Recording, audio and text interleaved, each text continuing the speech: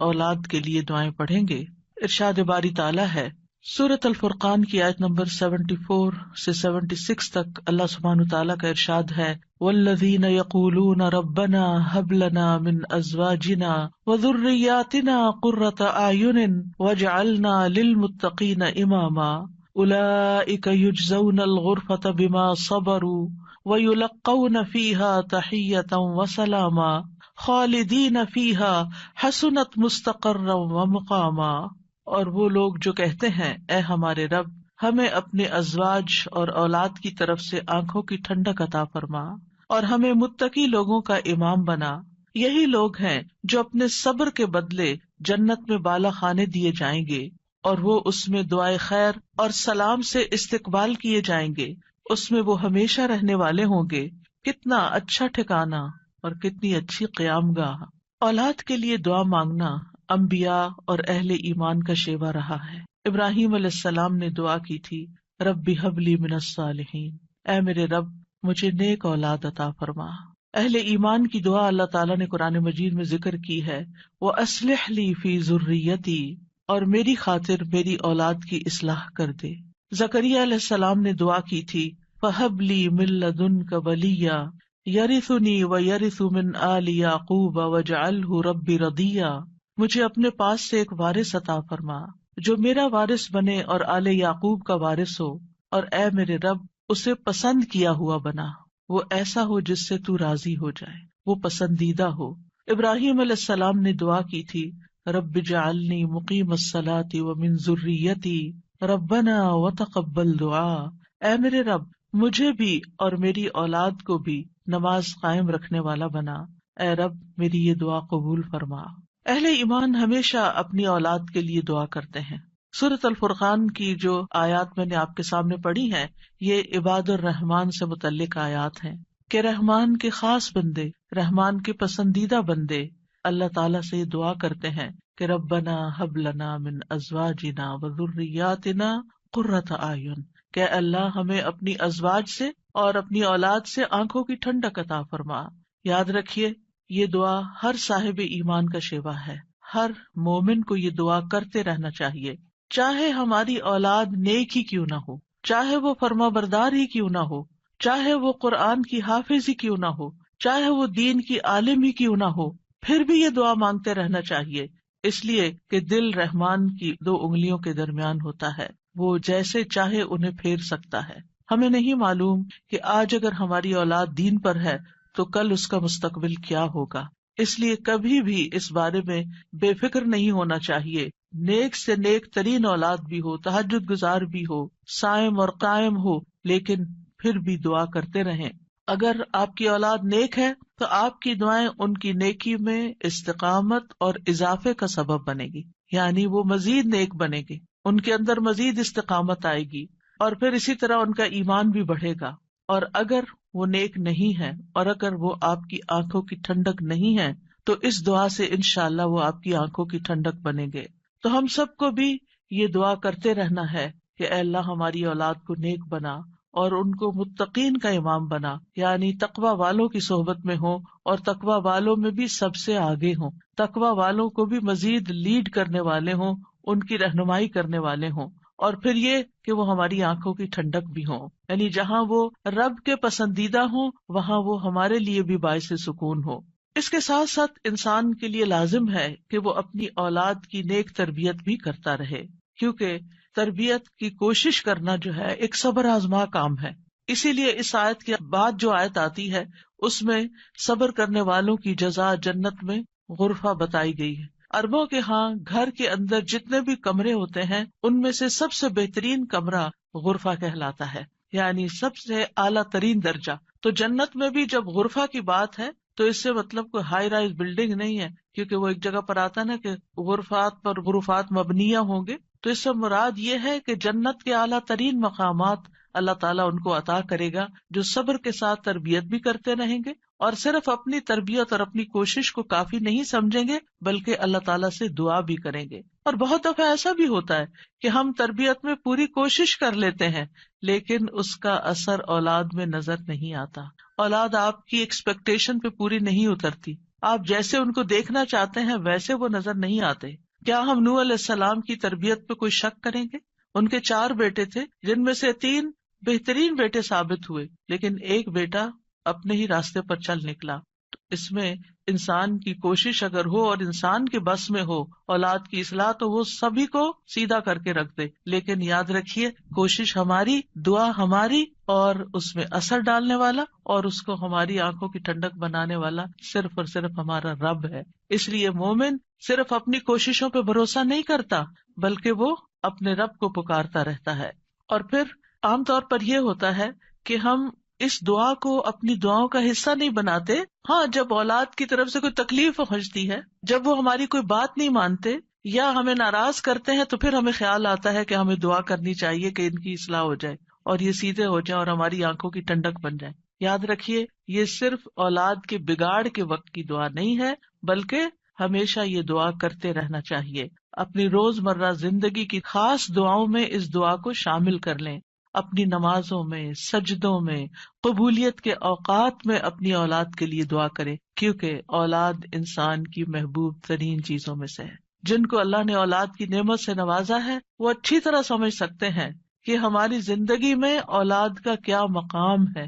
یعنی جب تک انسان والدین نہیں بنتا، ماں باپ نہیں بنتا، وہ اس بات کو سمجھ ہی نہیں سکتا کہ اولاد کیا چیز ہوتی ہے، کیونکہ انسان زندگی میں مختلف چیزوں سے محبت کرتا ہے، مختلف چیزوں کے ساتھ انسان کا لگاؤ ہوتا ہے، مختلف کام یا مختلف چیزیں اس کو پسند آتی ہیں۔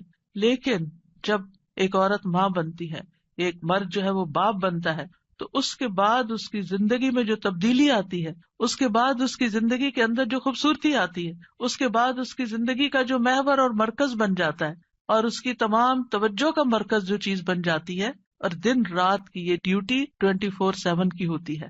یعنی باقی چیزوں سے تو آپ کسی وقت الگ بھی ہو سکتے ہیں، مگر یہ وہ رشتہ ہوتا ہے کہ جس سے آپ پھر مرتے دم تک الگ نہیں ہو سکتے، کیونکہ وہ آپ کے جسم کا ایک حصہ ہوتا ہے، اور اللہ تعالیٰ آپ کے دل میں ہر چیز سے زیادہ ان کے لیے محبت ڈال دیتا ہے، اور ان کی خوشی آپ کو خوش کرتی ہے اور ان کا دکھ آپ کو دکھی کرتا ہے۔ اس لیے انسان کو ہمیشہ اپنی دعاؤں میں یہ خاص دعا کرتے رہنا چاہیے، اور قبولیت کے اوقات میں بھی، کیونکہ اولاد سے ملنے والی آنکھوں کی ٹھنڈک اسی وقت ہوتی ہے جب اولاد سیدھے رستے پر ہوتی ہے، جب اولاد نیک ہوتی ہے، اچھے کام کر رہی ہوتی ہے، تو پھر ہی ماں باپ کی آنکھوں کی ٹھنڈک ہوتی ہے۔ اور اس دعا کے دوسرے حصے میں اپنے لیے دعا ہے کہ اللہ ہمیں متقین کا امام بنا، یعنی اولاد جو ہے ہم اس کے ایک طرح سے امام ہوتے، جیسے حدیث میں آتا ہے نا، کلکم راعٍ وکلکم مسئول عن رعیتہ، تو ہر ایک ہم میں سے رائی ہے، ہر ایک لیڈر، ہر ایک ذمہ دار ہے۔ تو اللہ تعالیٰ ہمیں ماں باپ کی حیثیت میں ایسا رول ماڈل بنا کہ ہم متقی ہوں اور ہماری اولاد بھی متقی ہو، یعنی ہماری اولاد میں بھی نیکی ہو اور پھر ہم نیکی کے ساتھ آگے ان کی رہنمائی کرنے والے ہوں۔ اور ویسے جنرل سینس میں دیکھیں تو اس میں انسان کو ایک ہائیسٹ مقام حاصل کرنے کی دعا یہاں سکھائی گئی ہے، اور وہ کیا کہ انسان ایسا انسان ہو کہ جسے دیکھ کر لوگ متقی بن جائیں، یعنی دوسرے لفظوں میں یہ کہ نیکیوں میں سبقت کرنے والے ہوں، نیکیوں میں آگے بڑھنے والے ہوں، تاکہ دوسرے لوگ بھی ہمیں دیکھ کر نیک بن جائیں۔ مثلاً اگر ایک مرد اول وقت میں مسجد میں جا کر نماز پڑھتا ہے تو اس کے بچوں پر اس کا کیا امپریشن ہوگا؟ یعنی اگر باپ ذمہ دار ہے تو بچے بھی دیکھ کر کہیں گے کہ ہاں ہمیں بھی یہی کام کرنا ہے، کیونکہ بچے ابتدائی زندگی میں خاص طور پر باپ کو، ماں کو بہت فالو کر رہے ہوتے ہیں۔ پھر اسی طرح اگر آپ کا پڑوسی آپ کو دیکھتا ہے، آپ کے کولیگز آپ کو دیکھتے ہیں کہ آپ کی توجہ سب سے زیادہ کس چیز کی طرف ہے، تو وہ بھی آپ کی دیکھا دیکھی نیکی کے کام میں آگے بڑھتے ہیں۔ آپ صدقہ کرتے ہیں اور کوئی آپ کو دیکھ رہا ہے، آپ کا مقصد نہیں دکھانا، لیکن کسی کو نظر آ جاتا ہے تو آپ کو دیکھ کر وہ بھی شروع کر دیتا ہے، تو آپ اس کے کیا بن گئے؟ امام، یعنی آپ لیڈ کر رہے ہیں، آپ آگے ہیں اور وہ آپ کو فالو کر رہے ہیں۔ تو ہمیں یہ دعا کرنی چاہیے اپنے لیے کہ اللہ ہمیں نیکی کے کاموں کا امام بنا، متقین کا امام بنا۔ تو یہاں ہم دیکھتے ہیں کہ یہ عباد الرحمن کی صفات میں سے ایک صفت ہے، اور وہ کہتے ہیں والذین یقولون ربنا ہب لنا۔ ہب کا لفظ جو ہے یہ ہبہ سے ہے، اور ہبہ کہتے ہیں بلا معاوضہ کوئی چیز دینا۔ یا رب ہم نے کچھ کیا نہیں، لیکن تو اپنے پاس سے ہمیں عطا فرما، اپنی خاص رحمت سے ہمیں یہ عطا فرما۔ من ازواجنا، ازواج کا لفظ جو ہے یہ زوج سے ہے، جن اور حیوانات ان سب میں نر اور مادہ پایا جاتا ہے جو ہر ایک دوسرے کا زوج کہلاتا ہے. یعنی عورت کے لیے بھی یہ لفظ استعمال ہوتا ہے اور مرد کے لیے بھی استعمال ہوتا ہے. اگر مرد یہ دعا کریں گے تو اپنی بیویوں کے لیے کریں گے کہ ہماری بیویاں ہمارے لیے آنکھوں کی ٹھنڈک ہوں، اور اگر عورتیں یہ دعا کریں گی تو ان کے ازواج ان کے خاوند ہوں گے کہ ان کو ہمارے لیے آنکھوں کی ٹھنڈک بنا. اور ذریات سے مراد ذریت جو ہے صرف اولاد نہیں ہوتی، اولاد کی اولاد بھی ذریت کہلاتی ہے. کیونکہ آپ نے دیکھا ہوگا کہ جب آپ اپنی اولاد کے لیے دعا کرتے ہیں اور وہ کسی قابل ہوتی، بڑی ہوتی، پھر ان کے بچے پیدا ہوتے ہیں تو بعض اوقات اپنے بچوں سے زیادہ بچوں کے بچے پیارے ہو جاتے ہیں، اور اگر وہ نیک بنتے ہیں تو ہمیں آنکھوں کی ٹھنڈک نصیب ہوتی ہے، اور اگر بچوں کے بچوں میں کوئی بگاڑ آ جائے تو آپ ایکولی دکھ اور تکلیف میں مبتلا ہو جاتے ہیں. تو اس لیے یہ بہت جامع دعا ہے کہ ہم صرف اپنے لیے نہیں، اپنے بچوں کے لیے نہیں، بلکہ اپنی نسلوں کے لیے دعا کر رہے ہوتے ہیں. تو ربنا ہب لنا من ازواجنا و ذریاتنا، اور ذریات میں قرۃ اعین، آنکھوں کی ٹھنڈک. آپ کو معلوم ہے کہ آنکھیں ٹھنڈی بھی ہوتی ہیں اور گرم بھی ہوتی ہیں. آنکھوں سے جب آنسو بہتے ہیں، خوشی کے آنسو بہیں تو آنکھیں ٹھنڈی ہوتی ہیں، اور اگر غم کے آنسو ہوں تو آنکھیں گرم ہو جاتی ہیں. تو آنکھوں کی ٹھنڈک کا مطلب ہے خوشی، مسرت. اور پھر یہ کہ آنکھوں کی ٹھنڈک ہو تو انسان پرسکون رہتا ہے، نیند بھی سکون سے آتی ہے. کہ بچوں کی طرف سے اگر انسان کو بے فکری ہو کہ وہ اچھے کام کر رہے ہیں، اچھی جگہ پر ہیں، سیف ہینڈز میں ہیں، تو انسان کے بہت سے غم، دکھ، پریشانیاں ختم ہو جاتی ہیں، وہ بے فکر ہو جاتا ہے. اور پھر اسی طرح یہ ہے کہ جب آنکھوں کی ٹھنڈک ہوتی ہے تو انسان کے دل کو بھی قرار ملتا ہے. یعنی آنکھوں کی ٹھنڈک صرف آنکھوں تک نہیں رہتی، بلکہ آنکھوں سے انسان جو کچھ دیکھتا ہے وہ اس کے دل تک اتر جاتا ہے. ابن عباس کہتے ہیں اس سے مراد ان کی وہ اولاد ہے جو اللہ کی اطاعت کے کام کرے تاکہ دنیا اور آخرت میں انہیں آنکھوں کی ٹھنڈک نصیب ہو. یعنی جو بچے نیک ہوتے ہیں وہ ماں باپ کے لیے ان کی زندگی میں بھی خوشی کا باعث ہوتے ہیں، اور جب ماں باپ فوت ہو جاتے ہیں تو وہ ان کے لیے صدقہ جاریہ بن جاتے ہیں. اور پھر جب قیامت کے دن اٹھیں گے اور اولاد اور والدین کو اللہ سبحانہ وتعالیٰ جمع کر دے گا اپنی جنتوں میں، تو یہ وہاں بھی ان کو دیکھ دیکھ کر خوش ہوتے رہیں گے. آبویسلی جو بچے ماں باپ کے ساتھ نہیں جا سکیں گے، جو ماں باپ کا دین چھوڑ گئے یا ان کا راستہ چھوڑ گئے یا نماز روزہ چھوڑ گئے، تو پھر ظاہر ہے کہ وہ بچے چاہے دنیا میں کتنے بھی کامیاب کیوں نہ ہوں، وہ آخرت میں ساتھ نہیں ہوں گے. تو اس لیے جب یہ دعا کرتے ہیں تو اس میں ان کی ہدایت اور صلاح کی دعا بھی آ جاتی ہے. یعنی یہاں اس دعا سے مراد صرف بچوں کا ظاہری حسن اور خوبصورتی اور ان کی دنیا کی کامیابیاں اور دنیا میں ان کا مال و دولت کمانا، یہ بھی ٹھیک ہے، خوشی کی بات ہوتی ہے. بچہ خوبصورت ہو تو ماں باپ کو بہت اچھا لگتا ہے، بچہ اگر کامیاب ہو، کوئی ڈگری کر لے تو ماں باپ کو بہت اچھا لگتا ہے، بچے کو اچھی جاب مل جائے تو ماں باپ بہت خوش ہوتے ہیں. اور جو ماں باپ صرف دنیا کے لیے جیتے ہیں اور جن کا مطلب اور مقصد، ایم اور گول صرف دنیا کمانا ہوتا ہے، وہ انہی باتوں پر خوش ہوتے رہتے ہیں. لیکن جو اہل ایمان ہوتے ہیں ان کی خوشی صرف اس چیز میں نہیں ہوتی، ان کی خوشی اولاد کی نیکی میں ہوتی ہے کہ ہماری اولاد نیک ہو. تو جب ہم یہ کہتے ہیں کہ ہمیں آنکھوں کی ٹھنڈک عطا کر، تو اس سے مطلب یہ ہوتا ہے کہ اللہ وہ تیرے اطاعت گزار ہوں، فرما بردار ہوں، خیر اور بھلائی کے کاموں میں آگے جانے والے ہوں، اللہ کی عبادت اچھے طریقے سے کرنے والے ہوں، گناہوں اور حرام کاموں سے بچنے والے ہوں. اور وجعلنا للمتقین اماما، کہ اللہ ہمارے ماتحت جتنے بھی لوگ ہیں وہ سب متقی ہوں. یعنی ایک طرف اولاد کے لیے دعا اور دوسری طرف ان لوگوں کے لیے جو ہمیں فالو کرتے ہیں یا جن کے اوپر ہم ذمہ دار بنائے گئے ہیں، کہ یا اللہ ان کے اندر بھی تقویٰ پیدا کر دے. یعنی ہماری اولاد تو نیک ہو، لیکن آپ کے ساتھ جو لوگ کام کر رہے ہیں، جن کے آپ ذمہ دار ہیں، مثلاً اگر آپ استاد ہیں اور آپ کے شاگرد ہیں، یا آپ ایک لیڈر ہیں، کمیونٹی لیڈر ہیں اور آپ کے بہت سے فالوورز ہیں، یا اسی طرح اور جو بھی کام آپ لیڈرشپ رول میں کرتے ہیں، تو یا اللہ جو لوگ آپ کی جو ٹیم ہے، یا اللہ اس کو بھی متقی بنا دے، اس کے اندر بھی اپنی محبت پیدا کر دے. کتنی خوبصورت دعا ہے. ظاہر ہے کہ انسان انہی لوگوں کے ساتھ ہوتا ہے، یا تو گھر میں ہوتا ہے یا باہر کام پر ہوتا ہے. جب گھر میں ہوتا ہے تو کیا ہوتا ہے، بیوی اور بچوں کو دیکھ کر انسان اپنی آنکھیں ٹھنڈی کرتا ہے، اس کو ایک پرسکون ماحول ملتا ہے. اور جب وہ گھر سے باہر ہوتا ہے، اپنی جاب پر ہوتا ہے، اپنی ٹیم کے ساتھ ہوتا ہے، تو ان کی نیکی، ان کا اخلاق، ان کا تقوی دیکھ دیکھ کر اس کی آنکھیں ٹھنڈی ہوتی رہتی. سنسیئر مخلص ساتھیوں کا مل جانا یہ اللہ تعالیٰ کی بہت بڑی نعمت ہوتی ہے.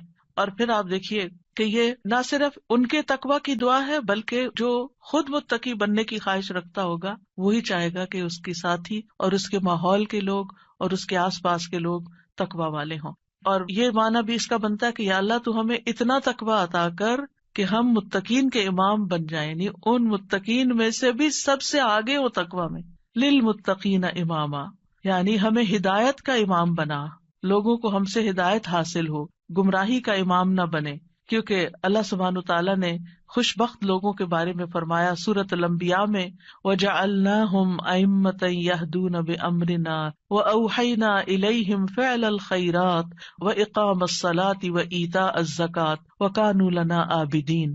اور ہم نے انہیں ایسے پیشوا بنایا جو ہمارے حکم کے ساتھ رہنمائی کرتے تھے، اور ہم نے ان کی طرف نیکیاں کرنے اور نماز قائم کرنے اور زکوٰۃ ادا کرنے کی وحی بھیجی، اور وہ صرف ہماری عبادت کرنے والے تھے. تو اس سے کیا پتہ چلتا ہے کہ ہم نے انہیں ایسا پیشوا بنایا جو ہمارے حکم کے ساتھ رہنمائی کرتے تھے. یہ ہے متقین کے امام، کہ جو اللہ کی مرضی اور اللہ ہی کے دی ہوئی جو تعلیم اور ہدایت ہے اس کے مطابق لوگوں کو گائیڈ کرتے ہیں، صرف اپنی من پسند چیزوں یا اپنی طرف سے چیزیں ایجاد نہیں کرتے. اور اہل شقاوت بدبخت لوگوں کے بارے میں آتا ہے وَجَعَلْنَاهُمْ أَئِمَّةً يَدْعُونَ إِلَى النَّارِ، ہم نے ان کو ایسے امام بنایا جو لوگوں کو آگ کی طرف بلاتے ہیں، جیسے فرعون تھا، قارون اور اس طرح کے لوگ کہ لوگ ان کو فالو کرتے تھے اور وہ خود بھی آگ کی طرف جانے والے. جیسے فرعون کے بارے میں آتا ہے يَقْدُمُ قَوْمَهُ يَوْمَ الْقِيَامَةِ فَأَوْرَدَهُمُ النَّارِ، کہ قیامت کے دن وہ اپنی قوم کو لیڈ کر رہا ہوگا اور انہیں آگ میں لے جا کے گرائے گا. تو اس لیے بہت ضروری ہے کہ ہم خیر میں اچھا نمونہ بنے. اور ویسے بھی آپ دیکھیں کہ انسان کے امپریشنز ہوتے ہیں، انسان جو کچھ کرتا ہے، اچھا کرتا ہے یا برا کرتا ہے، اس کے آثار ہوتے ہیں.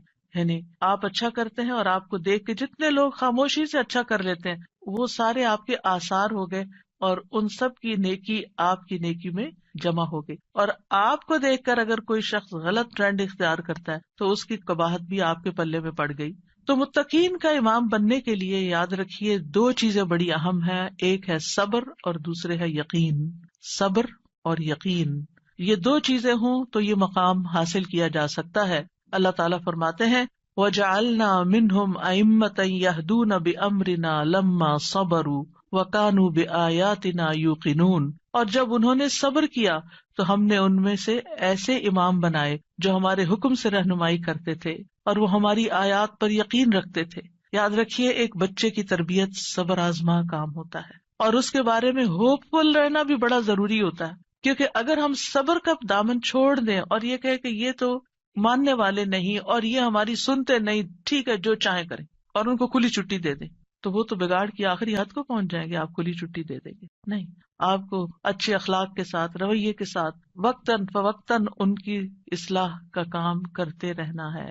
اور یہ صبر آزما کام ہے. یعنی بعض اوقات آپ کا دل اندر سے کٹ رہا ہوگا، آپ شدید غصے کا شکار ہوں گے، شدید نفرت کا شکار ہوں گے ان کے کسی غلط کام پر، لیکن آپ اس کا ایسا اظہار نہیں کریں گے کہ جس سے وہ ہمیشہ کے لیے آپ کو خیر بات کہہ کے چلے جائیں اور آپ سے کٹ جائیں. کیونکہ آپ دیکھیں بہت سے بچے ایسے ہوتے ہیں جو ماں باپ کی نیگنگ سے اور ماں باپ کی بد اخلاقی اور بدسلوکی سے پھر وہ ہمیشہ کے لیے ان کو چھوڑ ہی جاتے ہیں. تو ایسا کوئی طریقہ اختیار نہیں کرنا کہ جس سے وہ دور ہوں، بلکہ محبت کے ساتھ. یعنی اگر ان کے اندر آپ دیکھتے ہیں کچھ چیزیں ایسی ہیں جو درست نہیں، تو محبت کے ساتھ اور صبر کے ساتھ دعائیں کرتے کرتے ان کی اصلاح کرتے جائیں. ہو سکتا ہے آپ اپنی زندگی میں نہ دیکھیں وہ دن جس کو آپ دیکھنا چاہتے ہیں، لیکن مرنے کے بعد آپ کو ان کی دعائیں پہنچ رہی ہوں، آپ کی وہ محنت ضائع نہیں جائے گی.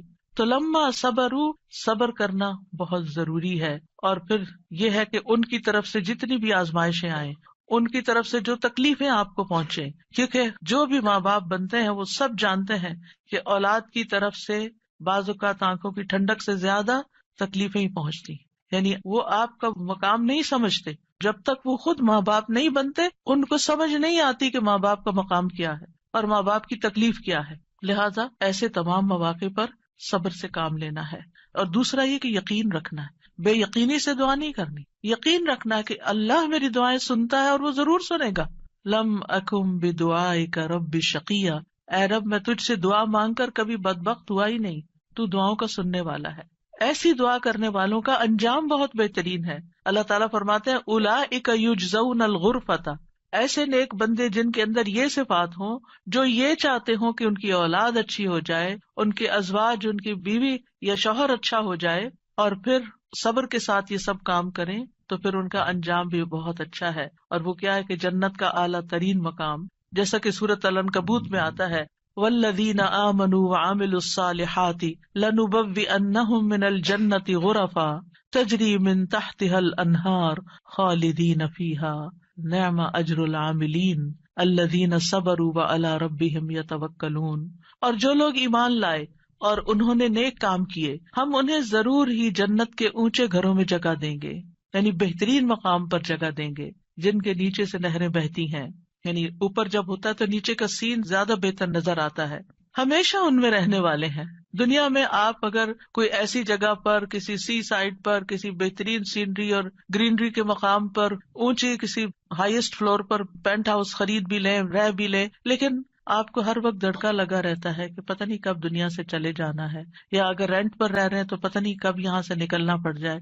تو آپ پوری طرح انجوائے نہیں کر سکتے. یعنی انسان جتنا بھی چاہے دنیا میں کمپلیٹ انجوائمنٹ ہے ہی نہیں، کیونکہ اس کے ساتھ کئی مسائل اور کئی مشکلات ہوتی ہیں. لیکن آخرت میں بلند ترین مقامات میں فرمایا خالدین فیہا، وہ اس میں ہمیشہ رہیں گے. نکلنے کا، اس کو چھوڑنے کا، اس کے خراب ہونے کا، اس کی مینٹیننس کا کوئی فکر ہی نہیں ہے، صرف انجوائمنٹ ہی ہے.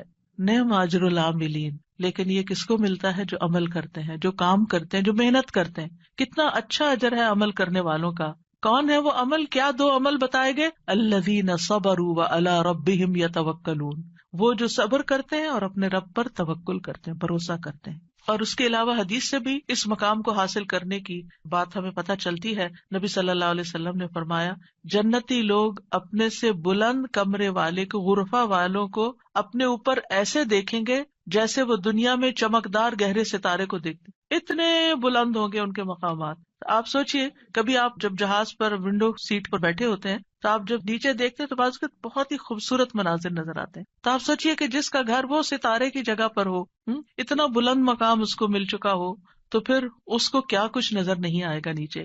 فرمایا کہ جس طرح وہ دنیا میں چمکدار گہرے ستارے کو دیکھتے ہیں جو آسمان کے مشرقی یا مغربی کنارے میں بہت دور ہوتا ہے، ان میں سے ایک دوسرے سے افضل ہوگا. لوگوں نے عرض کیا یا رسول اللہ، یہ تو انبیاء کے محل ہوں گے جنہیں ان کے سوا اور کوئی نہ پا سکے گا. آپ نے فرمایا نہیں، اس ذات کی قسم جس کے ہاتھ میں میری جان ہے، یہ ان لوگوں کے لیے ہے جو اللہ پر ایمان لائے اور انبیاء کی تصدیق کی. ایک اور روایت میں آتا ہے بے شک جنت میں ایسے غرف ہیں جنتی ان کے باہر والے حصے کو اندر سے دیکھ سکیں گے اور اندر والے حصے کو باہر سے دیکھ سکیں گے. اللہ نے یہ ایسے شخص کے لیے تیار کیے ہیں جو لوگوں کو کھانا کھلائے اور سلام عام کرے اور رات کو نماز ادا کرے جب لوگ سو رہے ہیں.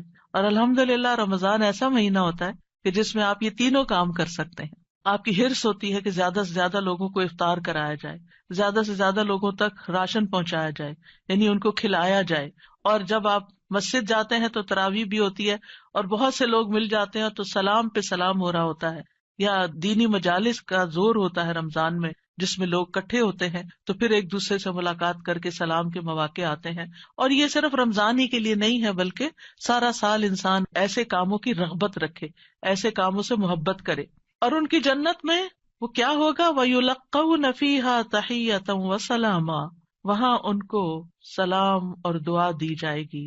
تحیہ کہتے ہیں زندگی کی دعا دینا، یعنی ان کے استقبال کے لیے ایسے فرشتے موجود ہوں گے جو انہیں سلام بھی کریں گے اور سلامتی کی دعائیں بھی دیں گے.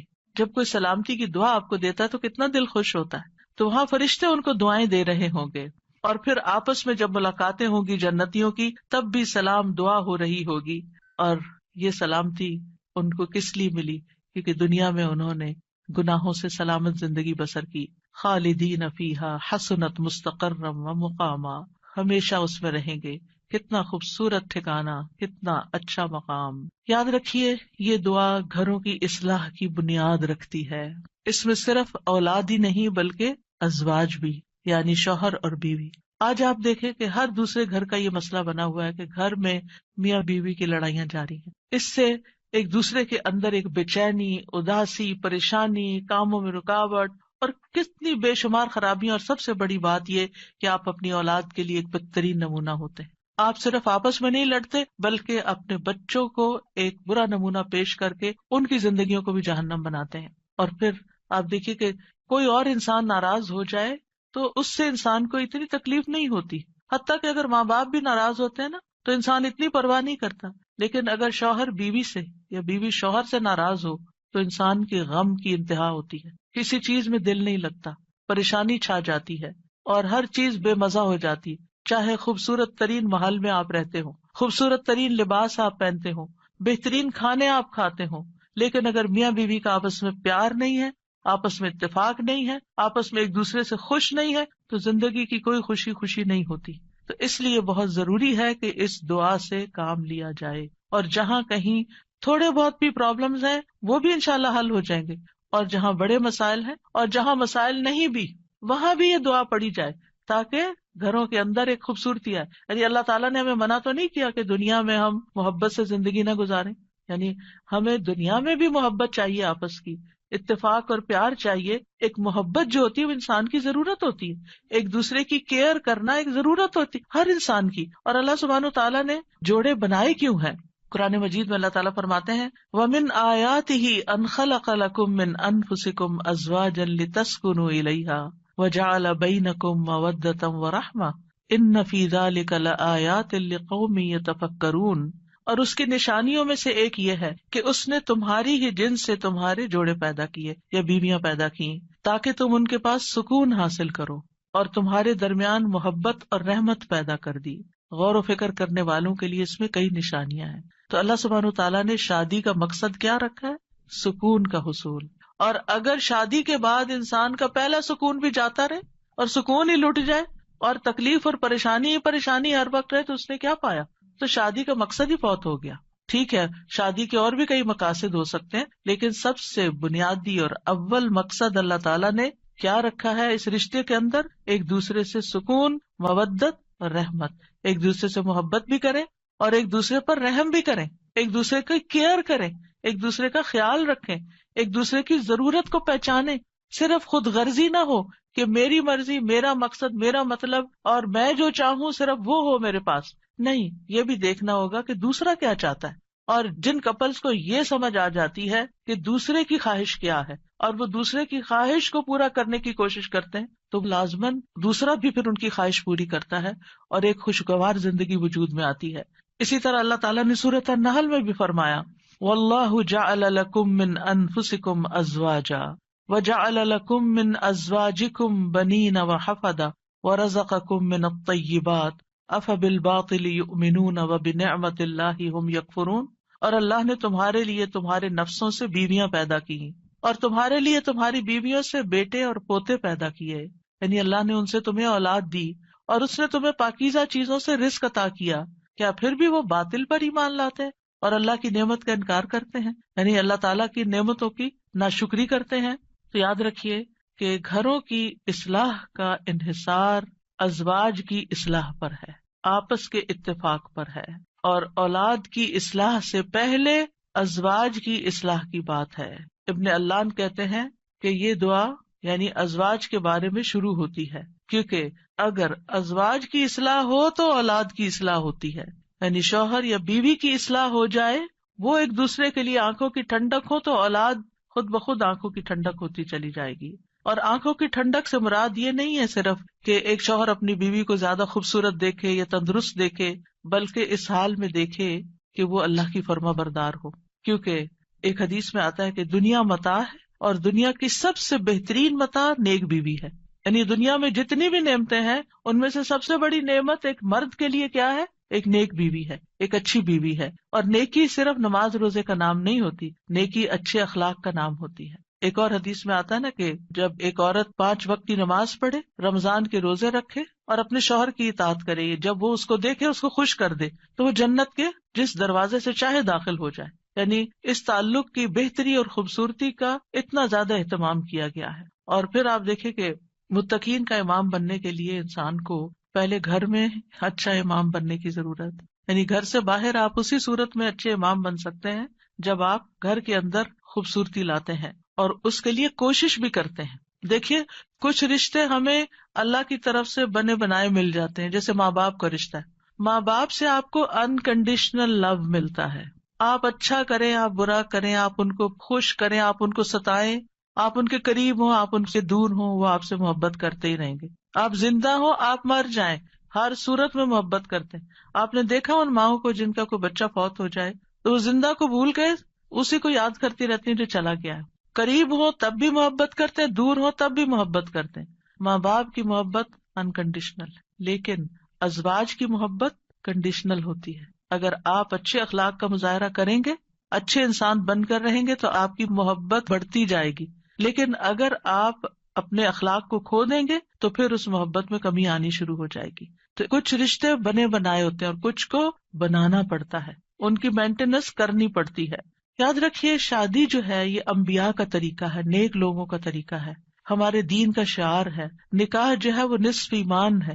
یعنی ہمارے دین میں کرسچینٹی کی طرح یہ نہیں ہے کہ آپ شادی نہیں کریں، آپ نن بن جائیں، آپ فقیر بن جائیں اور آپ زیادہ نیک ہیں. نہیں، آپ شادی کر کے زیادہ نیکی کما سکتے ہیں. یعنی اسلام جو ہے وہ فطری ضروریات کو مد نظر رکھتا ہے.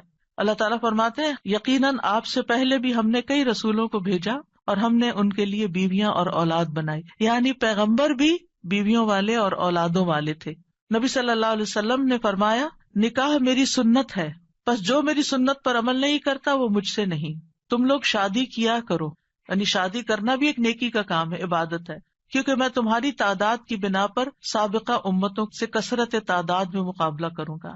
ایک اور روایت سے پتہ چلتا ہے کہ شادی نہ کرنے والا نبی صلی اللہ علیہ وسلم کے طریقے سے منہ موڑنے والا ہے. آپ کو یاد ہوگا کہ وہ 3 صحابہ جو نبی صلی اللہ علیہ وسلم کی ایبسنس میں حضرت عائشہ کے پاس پوچھنے گئے تھے کہ آپ کے اعمال کیا ہیں، تو جب انہوں نے بتایا تو ان کا وہ تو اللہ کے نبی ہیں، تو اس لیے ایک نے کہا میں کبھی گوشت نہیں کھاؤں گا، دوسرے نے کہا میں کبھی رات کو نہیں سوؤں گا، تیسرے نے کہا میں کبھی شادی نہیں کروں گا. تو نبی صلی اللہ علیہ وسلم کو جب یہ باتیں پتہ چلی تو آپ نے اللہ تعالیٰ کی حمد و ثنا کی اور فرمایا ان لوگوں کو کیا ہو گیا ہے جنہوں نے ایسی اور ایسی باتیں کہی ہیں. میں رات میں نوافل بھی پڑھتا ہوں، سوتا بھی ہوں، نفلی روزہ رکھتا ہوں اور چھوڑ بھی دیتا ہوں، نکاح بھی کرتا ہوں، بس جو شخص میرے طریقے سے منہ موڑے گا وہ مجھ سے نہیں، یعنی وہ میری امت میں سے نہیں ہے جو میرے اس طریقے کو پسند نہ کرے. اللہ سبحانہ وتعالیٰ نے خود نکاح کی رغبت دلائی ہے. وَأَنكِحُوا الْأَيَامَ مِنكُمْ وَالصَّالِحِينَ مِنْ عِبَادِكُمْ وَإِمَائِكُمْ، اور اپنے میں سے بے نکاح مردوں اور عورتوں کا نکاح کر دو، اور اپنے غلاموں اور اپنی لونڈیوں میں سے جو نیک ہیں ان کا بھی. نکاح میں دیر کیوں کرتے ہیں عام طور پر؟ کہ ابھی بچے کچھ کماتے نہیں ہیں. فرمایا اگر وہ محتاج ہوں گے اللہ ان کو اپنے فضل سے غنی کر دے گا، اور اللہ وسعت والا اور سب کچھ جاننے والا ہے. اور پھر شادی ویسے بھی آپ دیکھیں نگاہ کی حفاظت کا ذریعہ ہے، شرمگاہ کی حفاظت کا ذریعہ ہے، نصف دین مکمل کرنے کا ذریعہ ہے. حدیث میں آتا ہے جب کوئی شخص نکاح کر لیتا ہے تو اپنا آدھا دین مکمل کر لیتا ہے، لہذا چاہیے کہ باقی آدھے دین کے بارے میں اللہ سے ڈرتا رہے. پھر آپ دیکھیے کہ صرف دنیا میں نہیں آخرت میں جنت میں بھی پاکیزہ جوڑے ہوں گے. وَلَهُمْ فِيهَا أَزْوَاجٌ مُطَهَّرَةٌ، پاکیزہ بیویاں ہوں گی. اہل جنت سے کہا جائے گا ادخلوا الجنت انتم وازواجکم تحبرون، تم اور تمہاری بیویاں جنت میں داخل ہو جاؤ، تم خوش رکھے جاؤ گے. فرشتے اہل ایمان اور ان کی بیویوں اور بچوں کے لیے دعائیں کرتے ہیں. کیا کہتے ہیں؟ ربنا وادخلہم جنات عدن التی وعدتہم ومن صلح من آبائہم وازواجہم وذریاتہم انک انت العزیز الحکیم. اے ہمارے رب، اور انہیں ہمیشگی کے باغات میں داخل کر جن کا تو نے ان سے وعدہ کیا تھا، اور ان کے آباء و اجداد اور ان کی بیویوں اور ان کی اولادوں میں سے جو نیک ہوئے ان کو بھی جنت میں داخل کر. یعنی یہ فرشتے اہل ایمان کے لیے دعا کرتے ہیں. اور جنت میں کوئی بھی کمارا نہیں ہوگا، یعنی جن لوگوں کی دنیا میں شادی نہیں ہوئی ان کو بھی اللہ تعالیٰ جوڑے عطا کرے گا، اور جن کے شوہر پہلے فوت ہو گئے یا بیوی فوت ہو گئی، یا ایک نیک تھا اور ایک جنت میں نہیں گیا دوسرا جہنم میں چلا گیا، تو ان کو بھی اللہ تعالیٰ وہاں جوڑے عطا کرے گا. اور کوئی بھی ایسا نہیں ہوگا کہ جو تنہائی کا شکار ہو، آئسولیشن کا شکار ہو، کیونکہ انسان کی زندگی میں اگر کمپینین ہوتا ہے تو انسان کے لیے سکون کا باعث ہوتا ہے. اور خاص طور پر اگر نیک بیوی ہو. قرآن مجید میں آتا ہے فالصالحات قانتات، نیک عورتیں وہ ہیں جو شوہروں کی فرما بردار ہوں، ان کی بات ماننے والی ہوں، اور ان کی عدم موجودگی میں اللہ کی حفاظت میں ان کے حقوق کی حفاظت کرنے والی ہوں، یعنی اپنی جان اور مال کی حفاظت کریں جب شوہر نہ بھی موجود ہوں. پھر ہمیں یہ کہا گیا ہے کہ پاک دامن عورت سے شادی کی جائے، اور عورت سے شادی کا معیار کیا رکھا گیا؟ نبی صلی اللہ علیہ وسلم نے فرمایا عورت سے 4 چیزوں کی وجہ سے نکاح کیا جاتا ہے، اس کے مال و دولت کی وجہ سے، یا اس کے حسب نسب کی وجہ سے، یا اس کی خوبصورتی کی وجہ سے، یا اس کی دینداری کی وجہ سے۔ تیرے ہاتھ خاک آلود ہوں، دیندار عورت سے شادی کر کے کامیابی حاصل کرو، کیونکہ اگر دین والی تمہارے گھر میں آئے گی تو وہ اللہ سے ڈرنے والی ہوگی، اس کا اخلاق اچھا ہوگا، اس کے اندر بگاڑ نہیں ہوگا، تمہیں اس کو بار بار نماز کی پابندی کے لیے نہیں کہنا پڑے گا، اس کو نیکی کی طرف لانے کے لیے بہت ایفرٹ نہیں کرنی پڑے گی۔ اور پھر آپ دیکھیں کہ ایک ماں کے اوپر انحصار ہوتا ہے کہ بچوں کی کیا تربیت کرتی ہے، کیونکہ تربیت اولاد باپ کا حصہ کم ہوتا ہے، ماں کا حصہ زیادہ ہوتا ہے۔ اگر ایک بچہ اپنی ماں کو نیک دیکھتا ہے تو اس کے اندر ایک نیکی کی محبت پیدا ہوتی ہے۔ تو بہرحال یہ رشتے جو ہیں ان کے لیے دعا بھی ہے، اور اس کے ساتھ ساتھ انتخاب بھی اچھا ہو، اور پھر ان کو بنانے کے لیے کوشش بھی رہے۔ اللہ تعالیٰ مردوں کو حکم دیتے ہیں وَعَاشِرُوهُنَّ بِالْمَعْرُوفِ، عورتوں کے ساتھ بھلے طریقے سے زندگی بسر کرو، یعنی ان کے حقوق ادا کرو، اور ایک دوسرے سے محبت کرنا جو ہے یہ بھی دین کا حصہ ہے۔ عقبہ بن عامر کہتے ہیں میں نے رسول اللہ صلی اللہ علیہ وسلم کو یہ فرماتے ہوئے سنا کہ اسلام میں جائز لہو میں 3 چیزیں آتی ہیں: انسان کا اپنی بیوی کے ساتھ دل لگی میں مصروف ہونا، ہنسی مذاق کرنا، اپنے گھوڑے کی دیکھ بھال کرنا یعنی اس کے ساتھ ٹائم اسپینڈ کرنا، اور تیر اندازی کرنا۔ بظاہر دیکھا جائے تو یہ ٹائم ویسٹر بھی ہو سکتے ہیں، لیکن یہ ہمارے دین میں ایک نیکی تصور کیے جاتے ہیں۔ یہ شغل جو ہے یا یہ ہابیز جو ہیں یہ پسندیدہ ہے۔ پھر یہ ہے کہ شوہر اور بیوی کو ایک دوسرے کا حق ادا کرنا ہے، کیونکہ یہ حقوق اللہ نے ایک دوسرے کے ذمے رکھے ہیں اور اللہ تعالیٰ قیامت کے دن پوچھے گا۔ بعض اوقات ایک بیوی یہ کہتی ہے کہ میں شوہر کا حق نہیں دیتی کیونکہ وہ بھی میری فلاں بات نہیں مانتا، یا شوہر یہ کہتا ہے میں بیوی کا حق نہیں دیتا کیونکہ میری وہ فلاں بات نہیں مانتی۔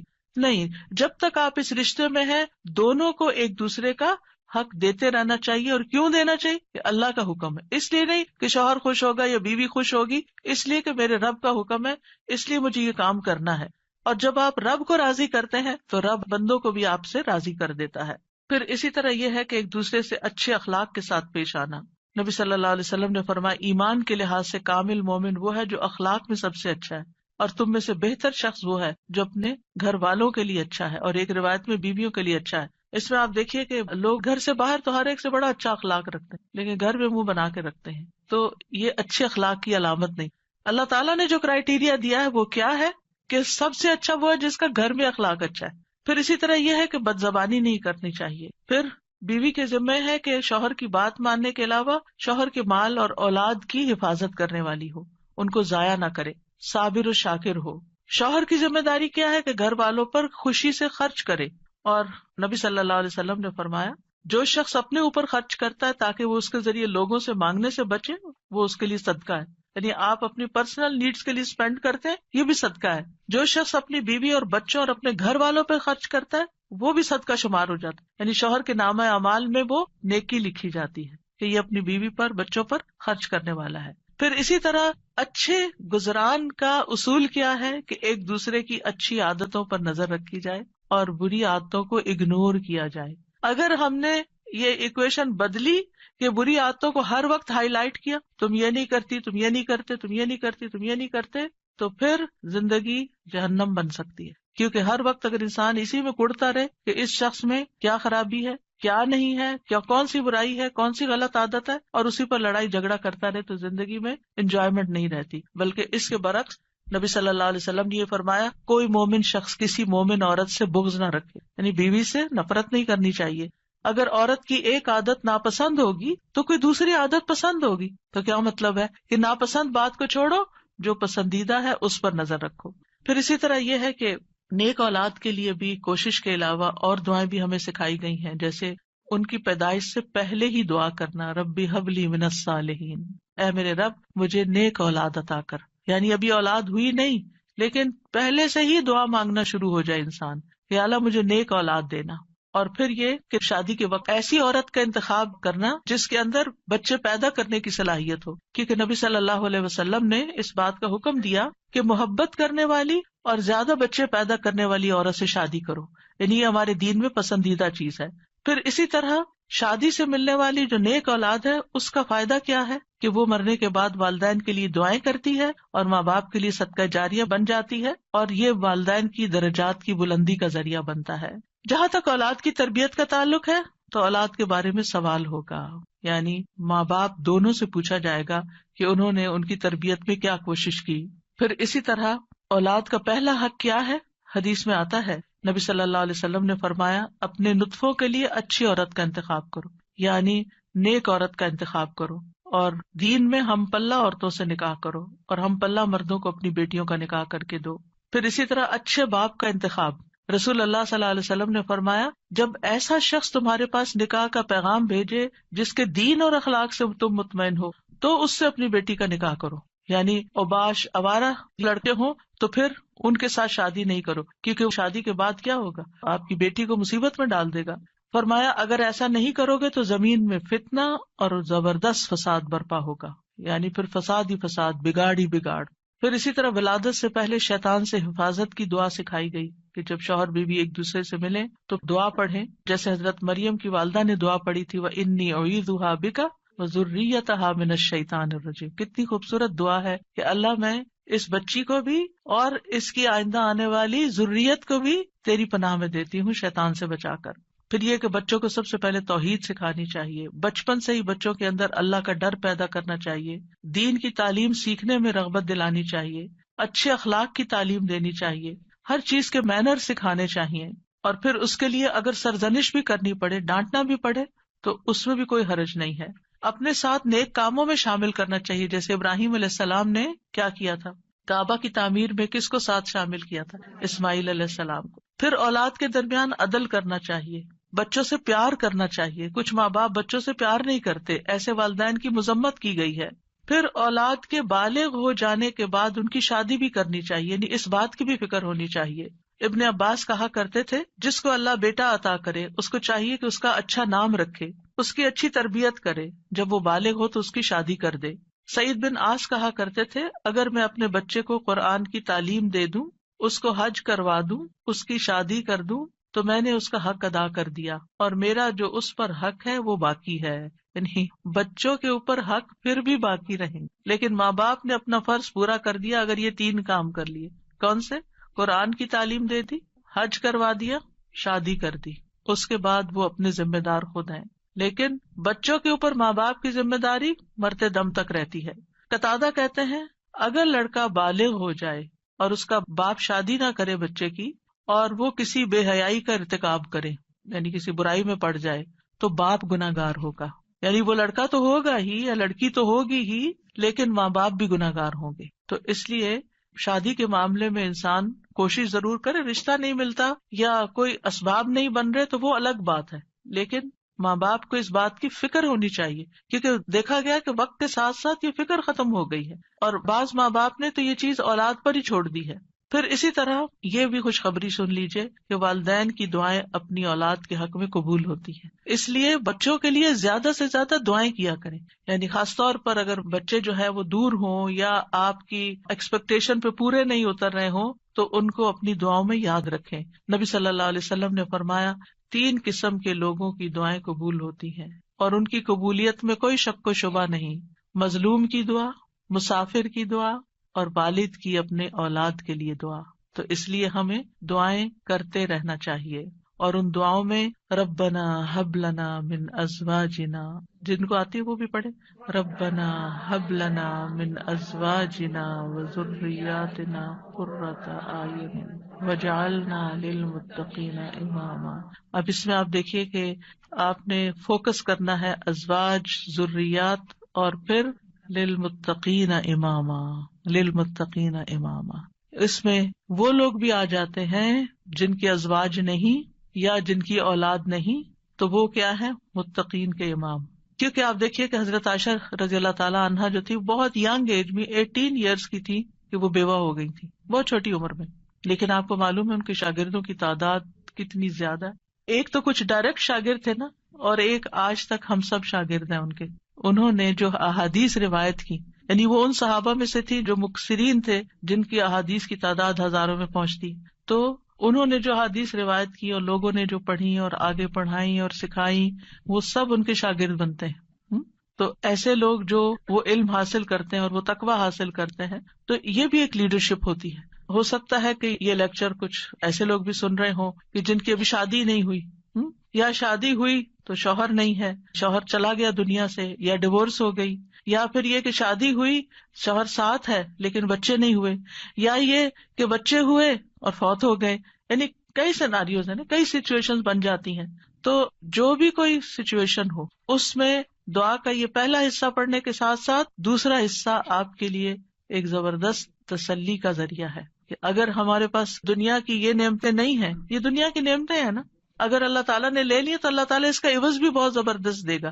تو اللہ نے جو دوسری اپرچونٹیز اور جو دوسرے مواقع رکھے ہیں ان سے ہمیں فائدہ اٹھانا چاہیے اور ایسے کام کرنے چاہیے اور ایسے کاموں میں اپنا وقت لگانا چاہیے. اور خاص طور پر میں ان خواتین سے کہوں گی جن کے بچے بڑے ہو چکے ہیں، جو اپنے بچوں سے فارغ ہو چکی ہیں اور اللہ تعالیٰ نے ان کو صحت جیسی نعمت عطا کر رکھی ہے، ان کو وقت دے رکھا ہے، ان کو مال دے رکھا ہے، وہ اپنے وقت کو کمیونٹی سروسز میں ضرور لگائیں.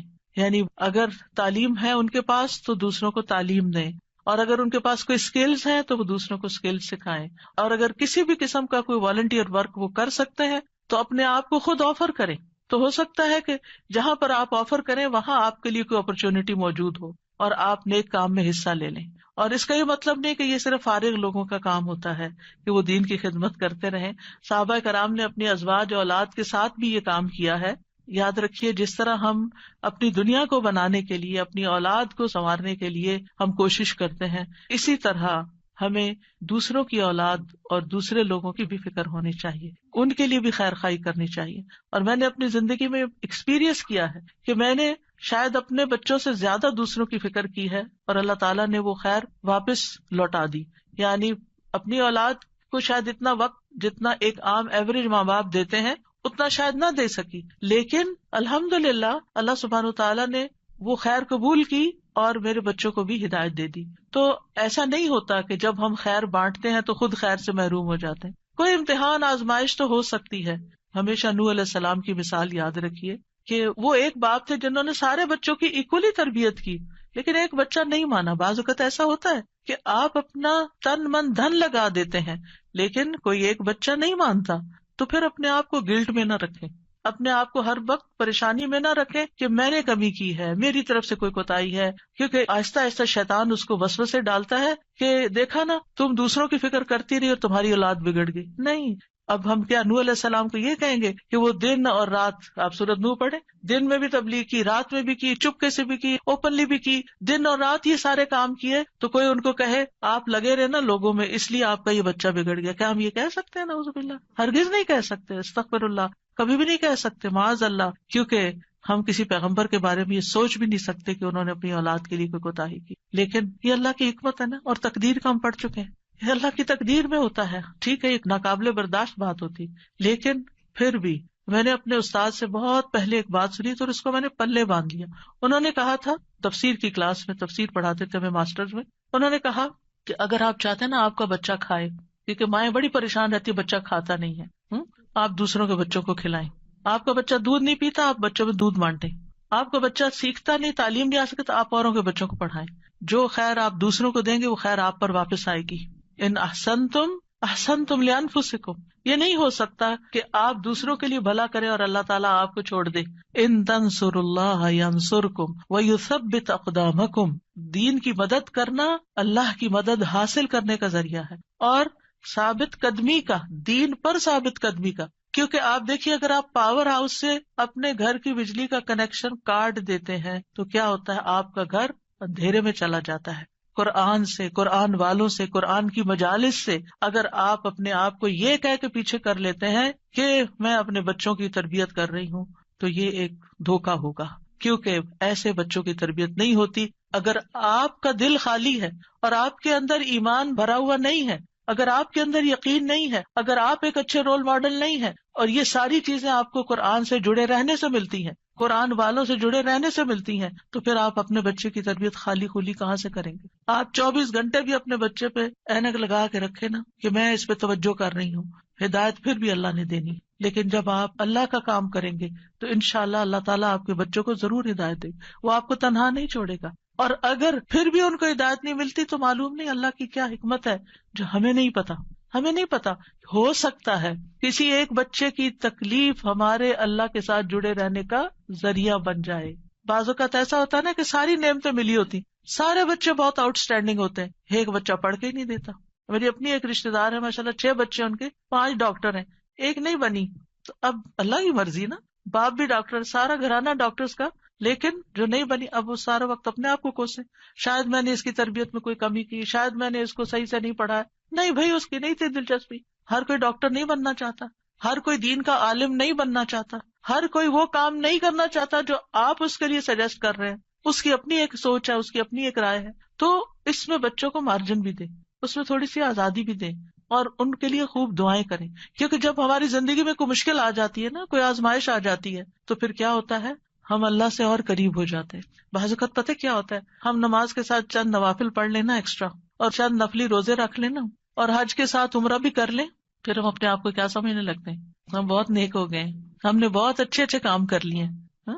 لیکن ہوتا کیا ہے کہ ابھی کمی ہوتی ہے کہیں اور ہمیں پتہ نہیں ہوتا، اتنے میں اللہ کی طرف سے کوئی آزمائش آ جاتی ہے. پھر جو ہماری دعاؤں میں رونا ہوتا ہے، اور پھر جو ہماری دعاؤں میں اخلاص ہوتا ہے، اور پھر جو ہماری دعاؤں میں اصرار ہوتا ہے اور تکرار ہوتا ہے اور ہمارا تڑپنا ہوتا ہے، وہ اس سے پہلے نماز، روزہ، حج، زکوٰۃ کسی چیز میں نہیں تھا.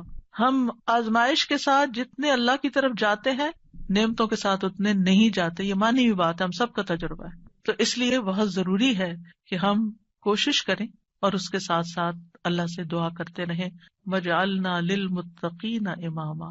اللہ ہمیں متقی ساتھی دے، متقی دوست دے، متقی اٹھنے بیٹھنے والے دے. ایسے لوگوں میں اٹھے بیٹھے ملیں جلیں اور ان کی رہنمائی کریں کہ جو تقوی والے ہوں، تاکہ ہمارے تقوی میں بھی اضافہ ہوتا چلا جائے. کیونکہ انسان اپنے ماحول کی پیداوار ہوتا ہے، جس طرح کے دوستوں میں، جس طرح کے لوگوں میں وہ رہتا ہے، ویسی ہی سوچ اس کی بننا شروع ہو جاتی ہے. اور پھر ابراہیم علیہ السلام کی دعا بھی کہ ربی ہب لی من الصالحین، کہ اللہ اپنے پاس سے ہی صالح بچہ دے دے، میں تو نیک بنانے سے رہا. اور یہ ابراہیم علیہ السلام مانگ رہے ہیں، اور اللہ سبحانہ تعالیٰ نے پھر ان کو کیسی نیک اولاد عطا کی. اسماعیل علیہ السلام کتنے فرما بردار تھے، اسحاق علیہ السلام کتنے غلام علیم تھے، علم والے، اور ان کی نسل میں بھی علم آیا. اور پھر آپ دیکھیے کہ ابراہیم علیہ السلام نے یہاں صرف یہ نہیں کہا کہ ربی حبلی من الصالحین، بلکہ اس سے پہلے ایک بات کہی تھی. وہ کیا تھی؟ سورہ صافات میں وقال انی ذاہب الی ربی سیہدین، میں اپنے رب کی طرف جا رہا ہوں، میں رب کا بن رہا ہوں، وہ مجھے ہدایت دے گا. پھر مانگا اللہ مجھے نیک اولاد بھی دے. ہم کیا کرتے ہیں، ہم خود تو نیک بنتے نہیں، انی ذاہب الی ربی کرتے نہیں، نہ نیکی کی طرف جاتے ہیں، نہ نیک کام کرتے ہیں، نہ دین کا کام کرتے ہیں، اور پھر ہم کہتے ہیں اللہ مجھے نیک اولاد دے، میری اولاد کو نیک بنا دو. یہ کیسے ہوگا؟ پہلے آپ خود تو بنے، پہلے آپ خود تو وہ کام کریں کہ جو آپ کو کر کے دکھانے ہیں بچے کو کہ ایسے نیک کام کرتے ہیں. اور پھر آپ دیکھیں کہ ابن جریر طبری کہتے ہیں کہ ابراہیم علیہ السلام کی دعا یہ تھی کہ اللہ مجھے اپنی طرف سے ایسا بیٹا عطا کر جو نیک لوگوں میں سے ہو، ایسے لوگ جو تیری اطاعت کرتے ہیں، تیری نافرمانی نہیں کرتے، زمین میں اصلاح کے کام کرتے ہیں اور زمین میں فساد برپا نہیں کرتے. یعنی مجھے ایسی اولاد چاہیے. اس سے یہ بات بھی پتہ چلتی ہے کہ انسان خواہ کتنا ہی قدر و منزلت والا ہو، خلیل اللہ ہی کیوں نہ ہو، پھر بھی وہ اللہ کا محتاج ہے، پھر بھی وہ اللہ تعالیٰ سے دعائیں کرے کہ ربی حبلی من الصالحین. اور اصلاح کی اپنی ایک اہمیت ہے، یعنی صرف اولاد نہیں مانگی بلکہ نیک اولاد مانگی، کیونکہ صرف اولاد آپ کے لیے مصیبت کا سبب ہو سکتی ہے، اور نیک اولاد آپ کے لیے آنکھوں کی ٹھنڈک کا سبب ہوگی. اور پھر یہ کہ ابراہیم علیہ السلام کی دعاؤں میں وَمِن ذُرِّيَّتِنَا أُمَّةً مُسْلِمَةً لَكَ، سبحان اللہ، اتنی بڑی دعا مانگ لی. یعنی صرف نیک اولاد نہیں بلکہ ہماری ذریات، یعنی اولاد کی اولاد، اولاد کی اولاد، اولاد کی اولاد، اس میں ایک امت مسلمہ پیدا کر دے. کتنے خوبصورت الفاظ کا چناؤ تھا.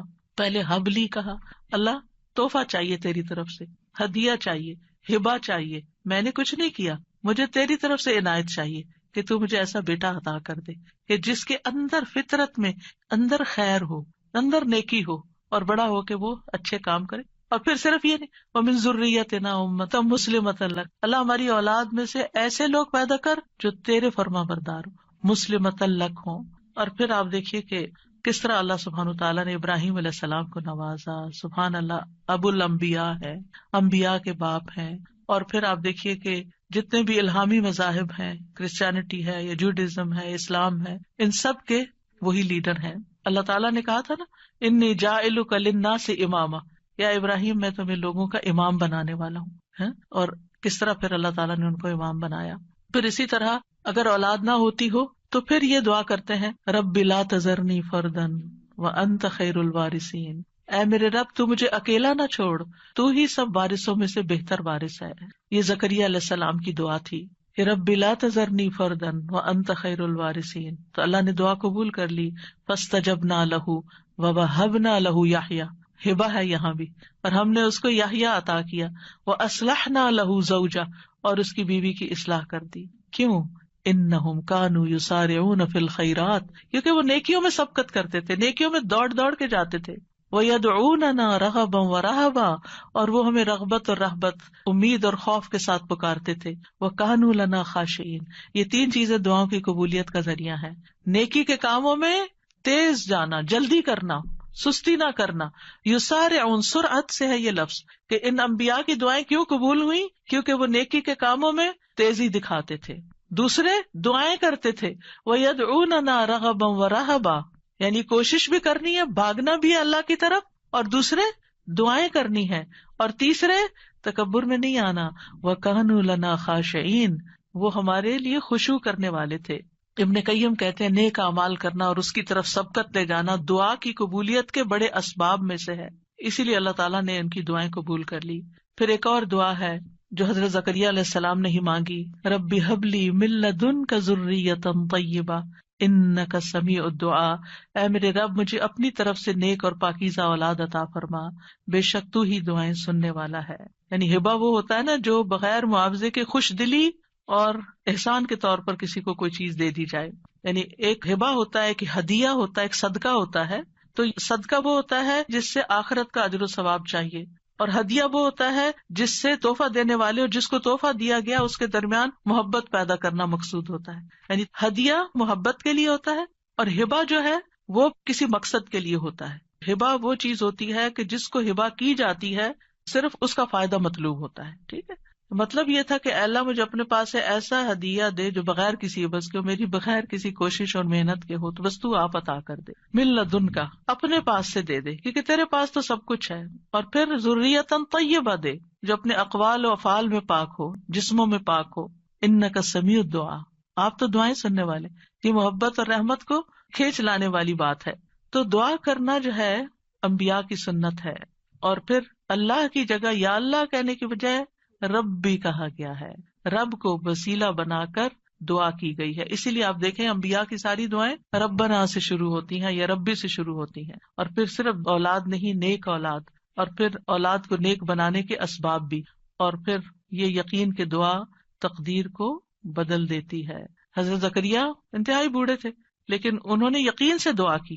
اور پھر ابراہیم علیہ السلام کی دعا، رب اجعلنی مقیم الصلاۃ ومن ذریتی ربنا وتقبل دعا، اے میرے رب مجھے بھی اور میری اولاد کو بھی نماز قائم رکھنے والا بنا، اے میرے رب میری یہ دعا قبول فرما۔ ربنا اغفر لی ولوالدی وللمؤمنین یوم یقوم الحساب، اے ہمارے رب مجھے اور میرے والدین اور تمام مومنوں کو اس دن معاف فرما دے جب حساب لیا جائے گا۔ رب اوزعنی ان اشکر نعمتک التی انعمت علی وعلی والدی وان اعمل صالحا ترضاہ واصلح لی فی ذریتی، یہ بھی اولاد کے لیے دعا ہے کہ اللہ میری ذریت کی اصلاح کر دے، میری ذریت کو نیک بنا دے۔ انی تبت الیک، میں تیری طرف واپس پلٹتا ہوں، توبہ کرتا ہوں۔ وانی من المسلمین، اور بلا شبہ میں فرما بردار ہوں۔ اور ربنا وجعلنا مسلمین لک ومن ذریتنا امۃ مسلمۃ لک وارنا مناسکنا وتب علینا انک انت التواب الرحیم، اے ہمارے رب ہم دونوں کو، یعنی ابراہیم اور اسماعیل علیہ السلام نے مانگی تھی دعا، اپنا فرما بردار بنا لے، اور ہماری اولاد میں سے ایک جماعت پیدا کر جو تیری فرما بردار ہو، اور ہمیں اپنی عبادت کے طریقے بتلا، اور ہماری توبہ قبول فرما، بے شک تو بڑا توبہ قبول کرنے والا، نہایت رحم کرنے والا ہے۔ اور پھر آپ دیکھیے کہ کس طرح اللہ سبحانہ تعالیٰ نے وہ دعا قبول کی، اور محمد صلی اللہ علیہ وسلم ان کی اولاد میں پیدا ہوئے، اور پھر ان سے امت مسلمہ پیدا ہوئی۔ تو یہ دعا جو ہے اس کی قبولیت میں بہت عرصہ لگا تھا لیکن قبول ہوئی، تو اس لیے انسان کو مایوس نہیں ہونا چاہیے۔ اور اسی طرح یہ دعا جو مسنون دعا ہے، اللہم انی اعوذ بک من جار السوء ومن زوج تشیبنی قبل المشیب، ومن ولد یکون علی ربن یا ربن ومن مال یکون علی عذابا ومن خلیل ماکر عینہ ترانی وقلبہ یرعانی ان رأى حسنۃ دفنها واذا رأى سیئۃ اذاعها۔ اے اللہ میں تیری پناہ طلب کرتا ہوں برے پڑوسی سے، برا نیبر نہیں ہو، اور ایسے ساتھی سے، زوج سے، شوہر یا بیوی ایک دوسرے کے لیے، جو مجھے بڑھاپے سے پہلے بوڑھا کر دے، یعنی پریشان کر کر کے، اور ایسی اولاد سے جو مجھ پہ آقا بن بیٹھے، یعنی مجھ پہ اپنا حکم چلائے، ایسے مال سے جو میرے لیے عذاب کا باعث بن جائے، یعنی کئی دفعہ مال انسان کے لیے مصیبت بن جاتا ہے، ایسے چال باز دوست سے جس کی آنکھیں مجھے دیکھ رہی ہوں اور جس کا دل میری نگرانی کرتا ہے، یعنی وہ میرے عیبوں کو ہی دیکھتا رہے اور میرے حالات کا جائزہ لیتا رہے، اور وہ میری ہر نیکی کو دباتا جائے اور برائی کو نشر کرے۔ کچھ ایسے بھی لوگ ہوتے ہیں نا آپ کے آس پاس کہ جو آپ کو اپنا دوست بتاتے ہیں، یعنی آپ کے لیے اپنی دوستی ظاہر کرتے ہیں، لیکن وہ آپ کی ہر نعمت سے جلتے ہیں اور آپ کی ہر خرابی سے خوش ہوتے ہیں، اور آپ کے اندر کوئی کمی بیشی ہو تو جا کے دوسروں میں نشر کر دیتے ہیں۔ تو یہاں 5 چیزوں کی برائی سے بچنے کی دعا کی گئی ہے: برا پڑوسی، بد اخلاق مرد یا عورت، نافرمان اولاد، عذاب بننے والا مال، اور چال باز دوست۔ تو بہرحال یہ تھا آج کا ہمارا پروگرام، اور آج اتنے اتفاق کی بات ہے، یہ ہمارا 7واں پروگرام تھا، اور آج 7 اپریل ہے، اور آج ہی میری شادی ہوئی تھی، تو بغیر کسی پلاننگ کے یہ ساری چیزیں اتفاق سے جمع ہو گئی، الحمدللہ۔ وآخر دعوانا ان الحمدللہ رب العالمین۔ سبحانک اللہم وبحمدک، اشہد ان لا الہ الا انت، استغفرک واتوب الیک۔ السلام علیکم ورحمۃ اللہ وبرکاتہ۔